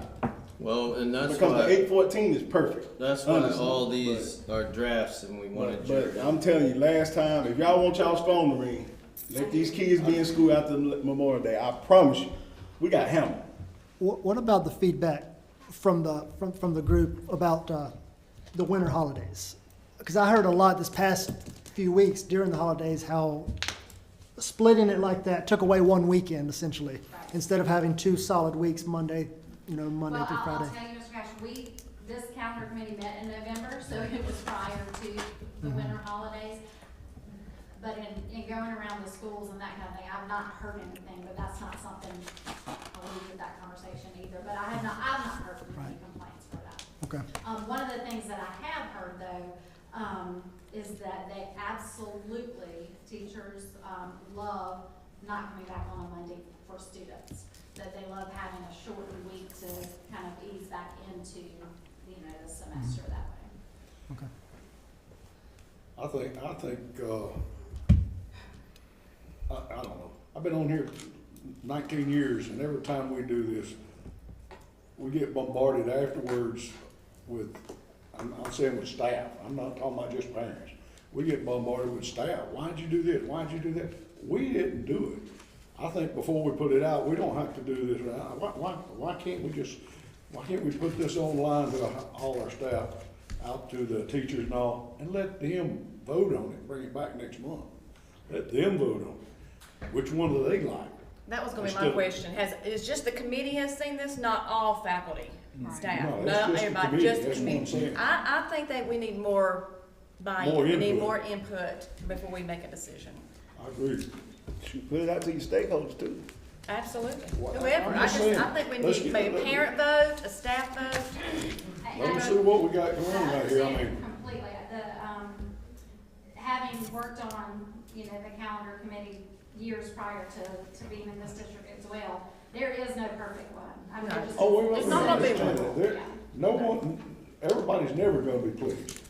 Everybody. But I mean, at least we can hear some of these comments to see if we need. We can put it out and bring it back in February, just, I'd say put it online, and let the teachers and all, let them look at it and vote on it. We're gonna put it out and bring it back. But option one would be close to what we would consider ideal if we were getting out before Memorial Day. I think is what I'm hearing, right? From a state, I'm just telling y'all, the last Well, that's time how- we what did the it, Spartanburg we calendar got, looks we got like. pounded. Like, I'm gonna be honest, most people want school to start before the third Monday. They honestly do. I think that's the stupidest law we have in South Carolina. But, last time we went past Memorial Day, I mean, my phone run more for that than anything since I've been on here for 10 years. Well, maybe we can go back and try to rework that. But Dr. Rose is, and the committee, they've worked hard to give that week at Thanksgiving. I get it. Yeah. I mean, I we mean, can always so start it's the early, give and couldn't take. It's the couldn't give- we always start earlier to get out by Memorial Day, modify? you're only talking a few Any days. day before the third Monday is a modified. Yeah, but we could modify it to where we could still get out Right. before Memorial Day. Right. correct? I think that's one of the options, ain't it? Yeah, Ain't that the last one- option? Yeah, it's option two gets us out at, what is it, the 23rd, off the top of my Students begin head? on the ninth. But we got out the 23rd, I think, wasn't it? Yes, sir. Dr. Paul, that's what I'm saying. I'm already getting texts. I don't like option two. I mean, That's what it's gonna we're be. I never mean, gonna every, please them all. You're gonna Everybody's get that no different. matter See, what. option two don't That's have why that we week. wanted to look at several different options But and I'm different just places. saying, we're not gonna please them all. But let's at Everybody's least let them have a voice. Right. Have a voice. I agree with that. Because honestly, let's be honest, most people done took their vacation by August. Right. I mean, honestly, if we Oh, start yeah. school August 9th, most people have already taken their vacation. You know, couple of them. We can adjust it and have it So we done can, you're before saying Memorial start a Day little bit and earlier, all the but still things we give got. Yeah, I mean, but if still we give a go week for- for Thanksgiving? I'm fine with that. If any adjust is done, we need it done before we put it out.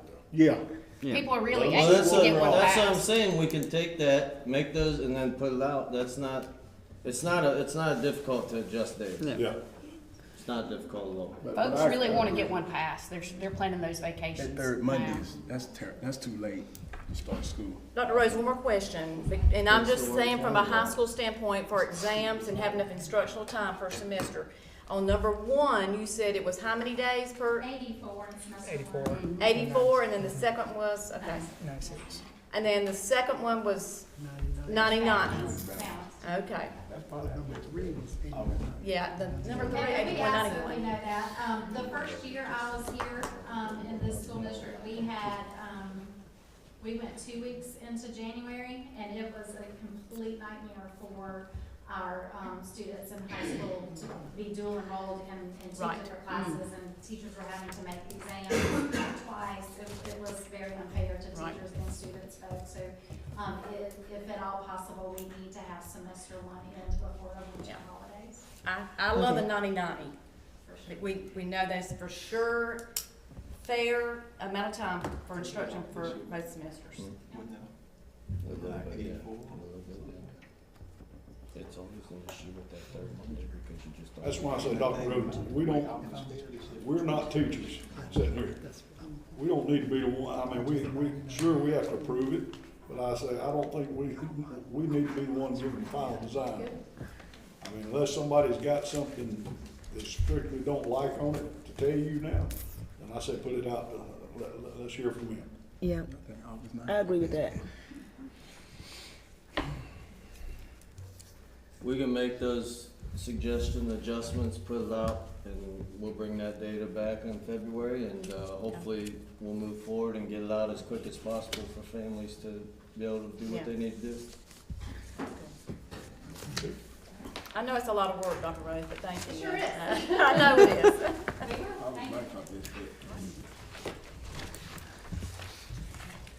Thank you, Dr. Rose. Next item on the agenda is executive session for personnel matters for the purpose of discussing the employment, discipline, or release of an employee or employees of the district, contractual matters, and student discipline, and receipt of legal advice covered by attorney-client privilege related to the proposed sale of property. Do I hear a motion that we go into executive session? I make a motion to go into executive session. Have a motion, do we have a second? Second. Have a second. Any discussion? Show of hands. That is unanimous. We are now in executive session.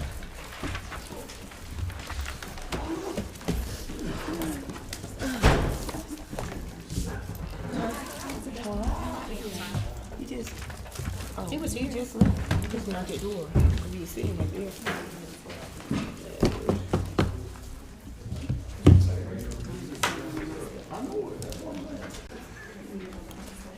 Oh, okay.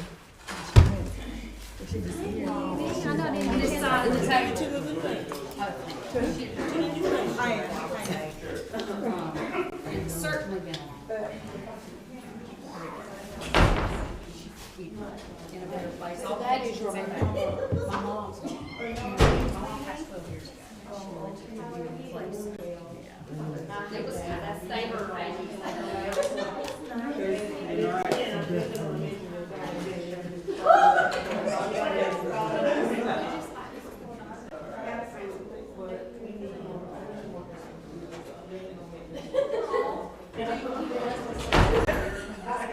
Because I'm getting a little hungry. I hope I don't.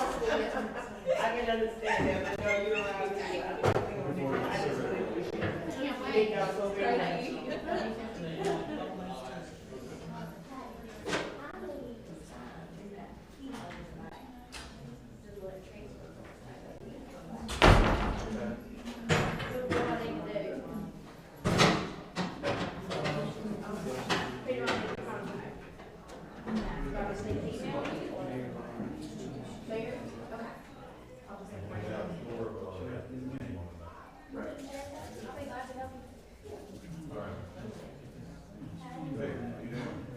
Yeah, we gotta switch this out. Here, I'll help. That's all right, I can do it. We're gonna try. The chair, the chair.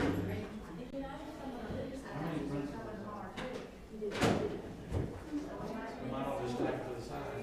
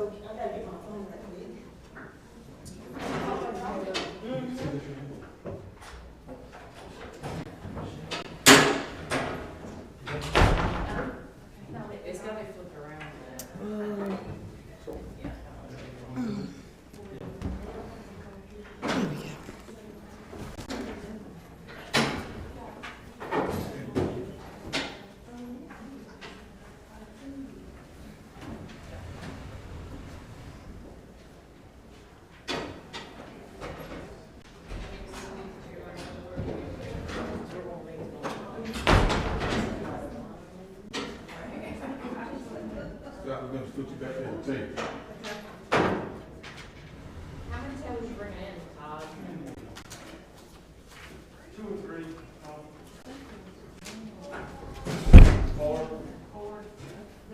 You got that? We got extra people tomorrow. I don't know, I just don't know.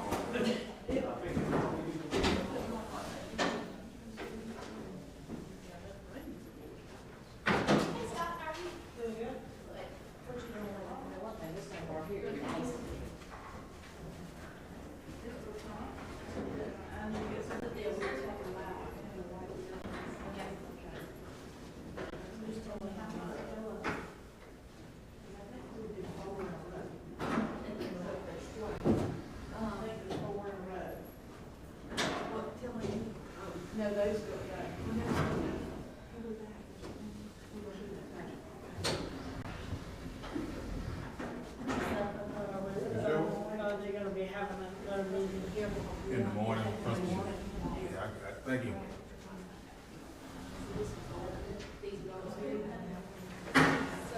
We should.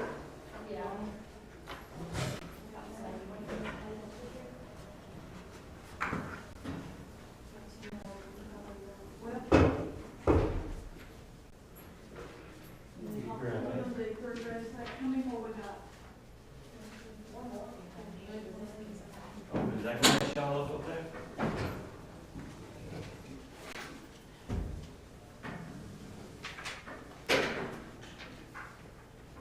Do we have 3 rows across? Yeah. We do?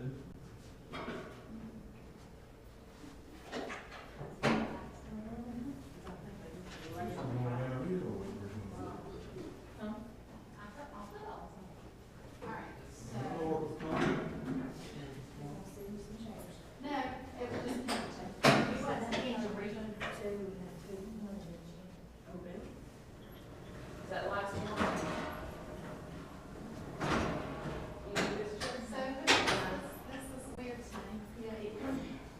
Yeah, y'all usually have a chair on, like on this side and Yeah, yeah. Last time we didn't have that, but yeah. But tomorrow we have extra people. Yeah. Yeah, we'll have to sit there. Some coaches are coming. Put one on each end.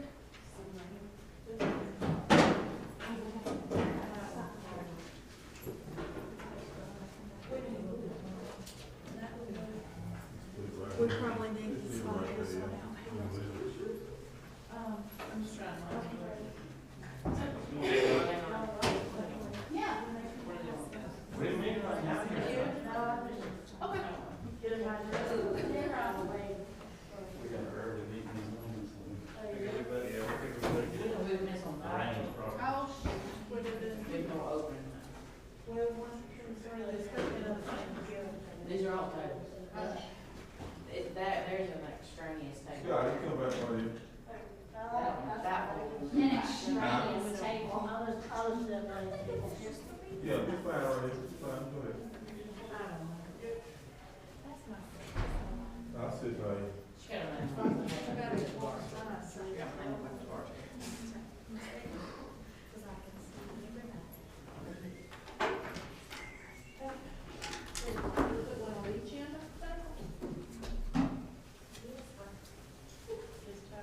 Tomorrow.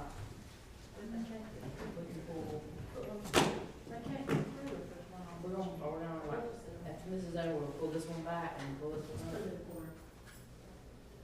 We'll pull this one back here.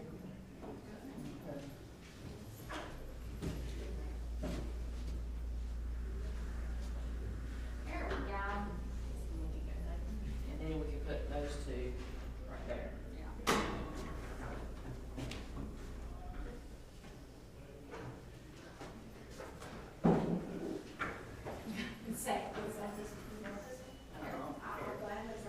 I'm just cramming cherry.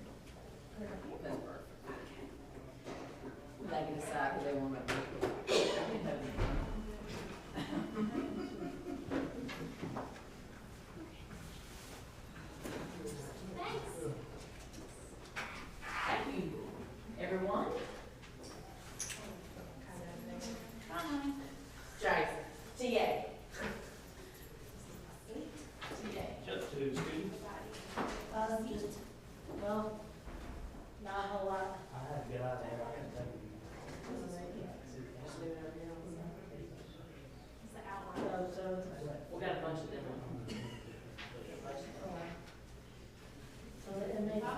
in the silent?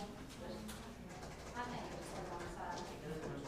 Larry, please. Hey, doctor, what's going on, sir? Sir, I'm good, you? Good. I'm gonna make the game, or? You need to come early and leave. I was at the city council, I told Scott I couldn't take it anymore. The officer out there won't let me in. Yeah, Hey, the you know what? officer will, I know. Guess he thought I was detrimental. I probably am with this notepad and this ink pen I got. Got that gun drawn? Good, this thing right here. I'm hoping it's being a national championship, the college football teams. We'll push some discussion. Somebody mentioned that at the city council, they said the game started. I'm scared. Yeah. But. The answer is always yes. Yes, good shape. High pressure.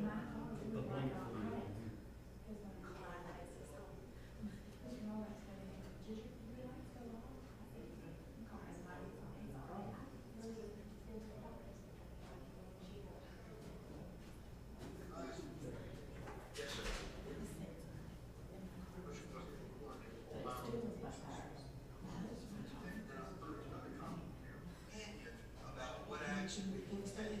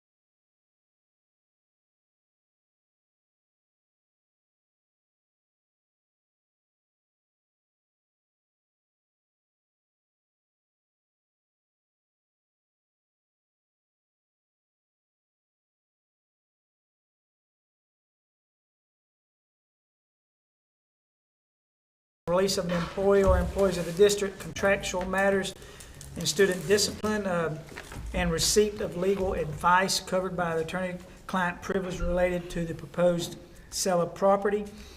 Do I have a motion that would return to regular session? Motion to return to regular session. Have a motion. Do we have a second? Second. Have a second. Any discussion? All in favor, show of hands. That is unanimous. Is there any action needed from executive session? Mr. Chairman, in light of the information received, I move that the board rescind the board's previous adopted motion to approve the sale of Gocher Elementary to the Gocher Academy. Okay. Have a motion to rescind the previous motion of sale of the Gocher property to Gocher Charter Academy. Do we have a second? Second. Have a second. Is there any discussion? Yes, sir, Mr. Chairman. I would like for our council to please detail why. Thank you. I appreciate y'all having me. Mr. Chairman, this motion was as a result of my advice to the board due to some situations that have come up in the transactions closing process. Some discrepancies that we discovered as far as what the board's previous motion was to sell the Gocher Elementary School to the Gocher Charter Academy. In some discussions with the Charter Academy's council, there's some financing and investment issues that Gocher Charter currently has, and they weren't prepared to move forward with this transaction to the closing phase at this time. So in multiple communications between myself and, let me get her name, Gocher Charter Academy's council,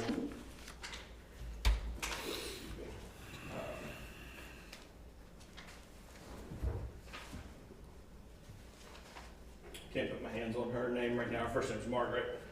With her counsel, Gocher's still interested, and there are some other entities that may be able to come in and support Gocher to help make this process and get this to the end where I think all parties can be satisfied. But in examining how this went about at the buyer's end, not the seller's end, the district on the buyer's end, there are just some things that need to be arranged and organized to meet all the legal requirements that the State Department of Education requires school districts to go through when they sell a piece of property. So this is not my recommendation to rescind the previous motion from November 14th meeting is not something that's, in my opinion, in bad faith on any of the parties. I think all parties are in good faith, wanting to make sure this gets done correctly, because the last thing we want to do is get to that closing table and realize that there are things that still need to be done that will just prolong and prolong. So this is an issue that came up, like I said, on the buyer's side, not the district side, doing all the research and due diligence, and I'm glad it came up, and I'm glad we can, hopefully work through those issues to prepare a package that y'all can then again vote on, just like you did in November. And if the board wants to, whatever its desire may be, move forward. But we can get all that lined up and in order and get this ball rolling. Any other questions, concerns? All right, thank y'all so much. Do we need to make this motion then to include Alex to continue working with them to get us some more information? Yeah. Okay. I add that to it, please. Okay. We've had the motion, we had a second, we had an addition to that to authorize Alex to continue working with them, working forward. correct these issues. Any further discussion? All in favor of the motion, show of hands. That is unanimous. Thank you. Thank you, Al. Yes, sir. Thank you.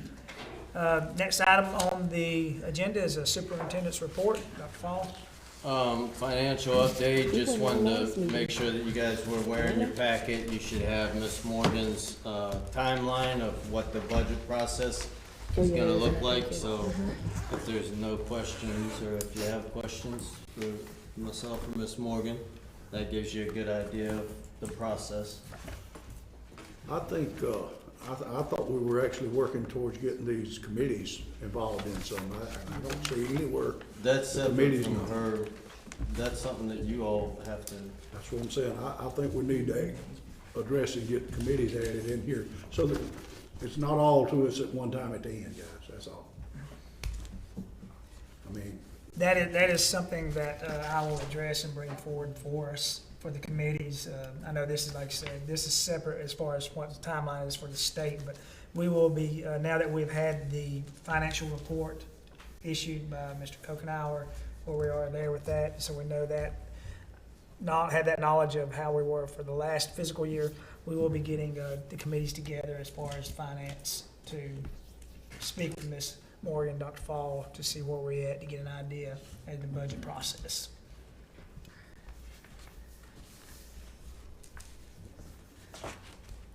Dr. Fall? nothing else. Moving along to the school board appreciation, you should have your, what schools you're assigned to. The schools have that as well. Moving along to the next, if y'all could get up, stretch your legs for a quick second. What'd you two do with my poster? I gotta keep my eye on Brock and It's right here. So we got markers and the posters out here if y'all wanna come up, sign. Dr. Nix, I don't know if you wanna say anything prior to about what we're doing, but, it's right there, so we can do that part. So basically, this is the signing of the ethical principles as a member of the school board, and basically saying that we pledge in our efforts to improve public education in our community, and that we will solemnly try to represent the interests of the entire district when making decisions, to rely on available facts and on our judgment rather than on individuals or special interest groups. Understand the proper role of the board to set policies governing the district and to hire the chief administrative officer to carry out these policies. Encourage an open exchange of ideas by all board members during the decision-making process.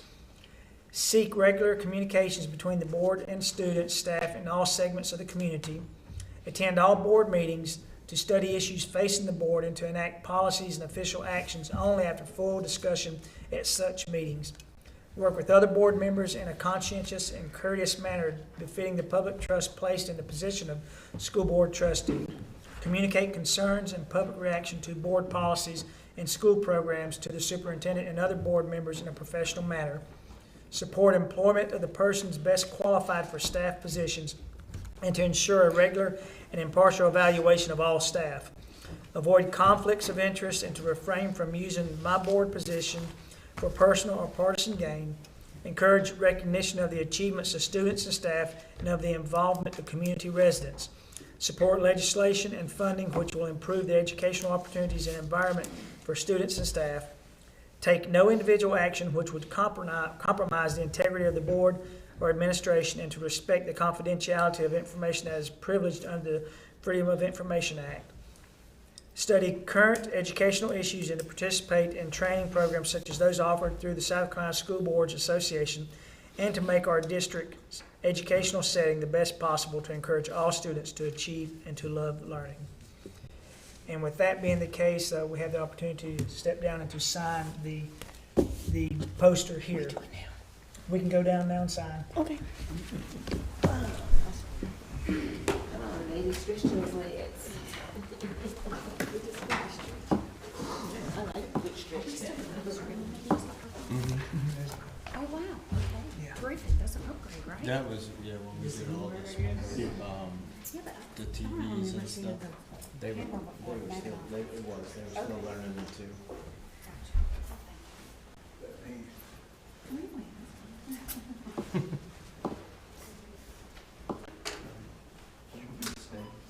Cash, you get left hand. Alex. No.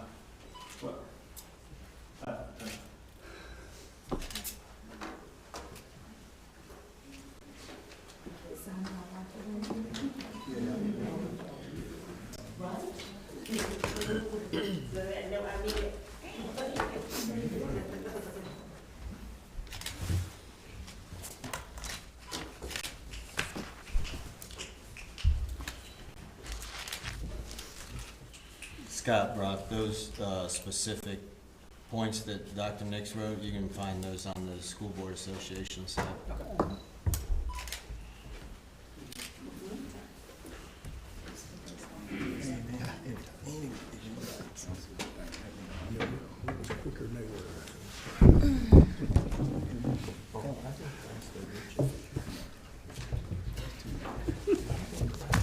Okay, we're almost done. Where we at now? Statement of economic interest, due March 30th. We're almost there.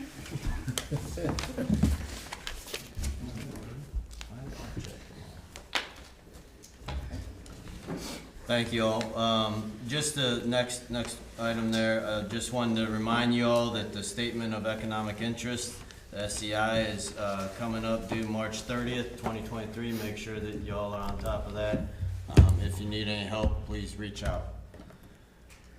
Next, the board monthly newsletter is in your packet. You should have that. And then moving down to announcements, I just want to say to you all and to the community, keep an eye on COVID numbers. You know, even though we don't report out, we still monitor. And for the month of December, we had 51 total confirmed positive cases. And that is an uptick from where we've been. This new variant, that I think it's XBB 1.5 or something crazy like that. I don't, whatever they named it, it seems to be very contagious. I read a report that December it was like 7% of the cases in the U.S. and by the first week of January it jumped to 27% of the cases. So it is contagious. I just want you all to be aware. You know, we still are monitoring those things even though we're not doing a monthly report. So we have seen an uptick. Just keep that in your mind to still practice hand washing and social distancing when you can. And that's all I have. Thank you. Thank you, Dr. Fall. Mr. Wilkins, anything you want to share? I'm good tonight. Yeah, we're good. Ms. Shippey? Ms. Shackelford? I've enjoyed this very productive meeting, and I want to thank Sherry publicly and her finance staff for the positive audit findings. And I hope that as a board, we'll look for ways to increase compensation, particularly as it relates to teacher assistants, secretaries, and substitutes. And as the budget timeline draws near, I hope that we'll seriously take a look at those numbers and do something about that. I have enjoyed the positive coverage on I-Squared's tiny home. I think that's been a terrific project. I would love to learn more about it, so I think I'm going to schedule a tour with Dr. Smith to go on a tour of the tiny home that they built, the students. It's really incredible what they were able to do with the help of community partners. That's all I have. Thank you. Ms. Dalton? I usually go next to last, I'm sorry. Change it up. Right, he scared me. I would just like to say, well, first I want to, every meeting now, I want to give a shout out to someone. So tonight I want to give a shout out to the principal at both Carteret and Draytonville, Miss Allison and Miss Sullivan. They have attended every school board meeting since they have taken those positions. And it's just so great to see our principals here. They come to support whatever principal is presenting that night. And I just think both of those ladies deserves a kudos for being at all our meetings so far. So thank you, Ms. Sullivan and Ms. Allison. Also on this past Tuesday night, I had the chance to attend the legislative delegation. Senator Harvey Peeler was there, Representative Dennis Marls, Representative Brian Lawson. I did not attend as a school board member, but as a citizen, just to try to get some foresight on what's coming up on education. And all they could tell us that they are looking for increasing teachers' pay this year, and that they're hoping that our newly elected state superintendent is going to be able to address the recruitment and retention issues that's going on in our state. So hopefully we're looking for some bills coming up the pipe in legislation to kind of deal with that, and incentives to get more people to go into education. That is what Senator Harvey Peeler did relay to me. So again, tonight I just want to thank everybody for the great job they do. I want to thank all the departments, all the schools that sent me Christmas cards. Miss Stephanie Owens, she sent a card tonight, and she also sent me a bereavement card when my aunt passed, so I do want to thank her for that. And just a great meeting, and I look forward to the rest of this school year. Good job, everyone. Thank you, Ms. Thomas. Mr. Blackwell? I want to say, first off, it's good to see Mr. Carpenter's kind face back here. I know he's been ailing pretty good, but it's good to see him back. I'd like to give us just a little update here. I'll just do it during this time, if that's good. Update on our meeting we had this weekend. The state school board, we were able to appoint a couple regional directors for Region 2 and Region 8. We were able to get those replenished after the election. They'd lost a couple, so we got those replaced. Also on a legislative update that came to us there when we were there, I'll tell you, there's a lot of bills. There was over 840 bills already pre-filed. So, but some of them it's really of interest to us as a school board, I'm saying. Many of them are, there's a lot more of them, but I'm gonna touch on a couple of them here. Is Senate Bill 295, requiring the teacher pay going to national average. I think that's been mentioned a little bit. Also on Senate Bill 64, it's authorizing districts to provide monetary bonuses. Don't know what all it's going to pertain to yet, but there's some monetary bonuses that going to allow the districts to. And on House Bill 3294, it's limiting teachers' roles and responsibilities in the classrooms. That's keeping us from being able to get them to do other jobs, I guess you might say, that wasn't part of their job they were hired for. Also, there's one other one that's of interest as board members. We hear people talk about all the time. It's House Bill 3430. That's the health insurance coverage for school board members. They got the bill's being introduced to expand the health and dental insurance benefits to the school board members. That's I mean, that's just a few. There's a bunch of them. I mean, you're welcome to look at them. A few other things that we done though is we went over our surveys. Those that might have attended the some of our conferences and things, the annual conference. It was the survey that we had taken and all was talking about a lot of the points that people pointed out that, you know, would like to see some changes made and things. And one of them was, you know, why is always the conference held, say, at Hilton Head or Myrtle Beach or something like that? Well, the problem is there's so many in attendance there at that conference. There's no one hotel. Actually, if you ever notice, when Dr. Fall sends out our invitations to, if we want to go, and all that, we have to register within a certain time because they only have a certain amount of rooms. So they end up having to reserve a second hotel somewhere, and you're off site then having to travel every day back and forth.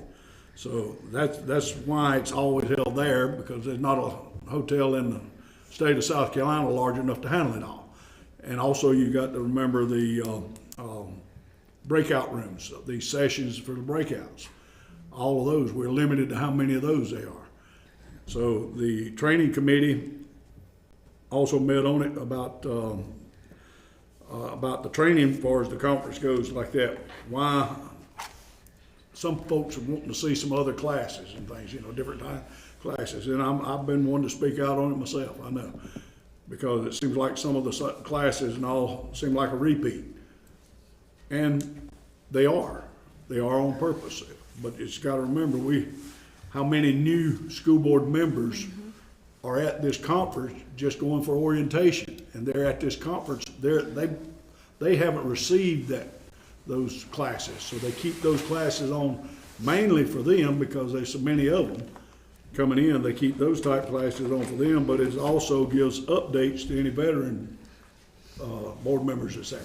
So that's why some of those classes, and then we fill in the remaining space with trying to get any new classes with those. So that's why a lot of them seem to be repeating. And the other thing was, it was just talked about our mission statements.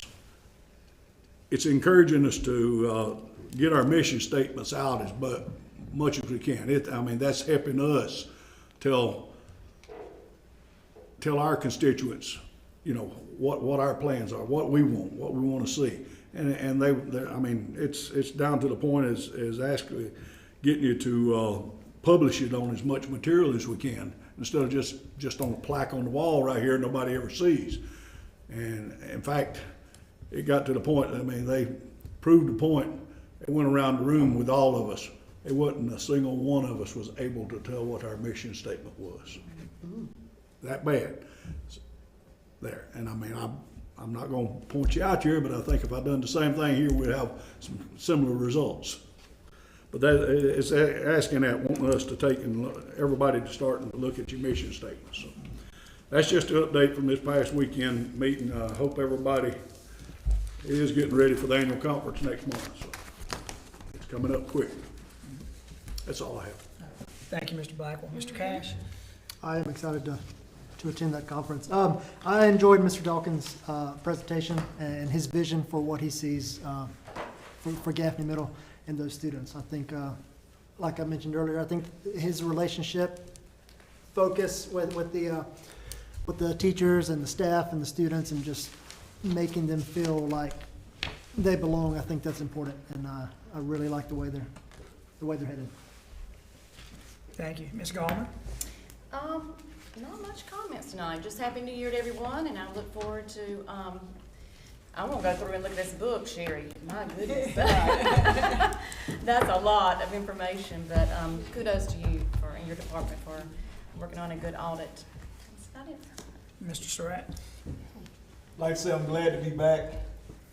November, I had a family member had a major procedure, and then actually on the 12th, I had told Mark I had an engagement, but I did with my bed. I had the flu for about 4 days in December. I done missed more meetings in 2 months than I have in 5 or 6 years, but I'm glad to be back. I miss y'all. I didn't miss being here for 3-4 hours, but I'm excited. Like Mr. Cash said, I've been knowing Mr. Dawkins since we were little kids, and I told him back in July, and I'll say it publicly, the learning is lit thing it's either gonna sink or pass or fail. And I told him, given the middle school age, that is the most critical age. I told him I think it would go, and I would hope that the teachers would get behind him, given that he's a young guy, but his heart is in it, and he has good energy. I know my daughter goes to that school. I know Miss Shackleton's daughter goes to that school. And at first she didn't like middle school, but now Dr. Fall's daughter goes to that school. At first she didn't like it, but now she loves it. And Mr. Dawkins is doing good, and I got to work with the football team, and he was, on those kids about doing the right thing, and that's what they need to hear. Kids need positive reinforcement, because unfortunately some kids don't get it at home. Right. The only positive reinforcement they get is at school. And but again, looking forward to the rest of this school year. Thank you, Mr. Surratt. Do want to say welcome to Brock and Scott. I know we missed y'all at the beginning, but thank y'all for being here. Do want to say to Ms. Morgan, thank you. I know we met, I met with Mr. Kokenauer last week, just reviewing everything. And to me, the key is financially, we're good and sound. He considered us low risk, which is very important, and we continue those low risk practices. I do commend the district with regards to the COVID funds. We were smart with those. We didn't try to start anything that would need sustaining with those COVID funds. We used them for the right areas, stuff that could be like those one-time purchases or one-time improvements where you don't have to continuously worry about a program that's been set up that needs continued funding. So thank you for your leadership, Ms. Morgan, Dr. Fall, on that with regards to funds. Thank you all for being here, those who are here late. Do I hear a motion for adjournment? Motion to adjourn? We got a motion. Do we have a second? Second. Second. All in favor? As unanimous.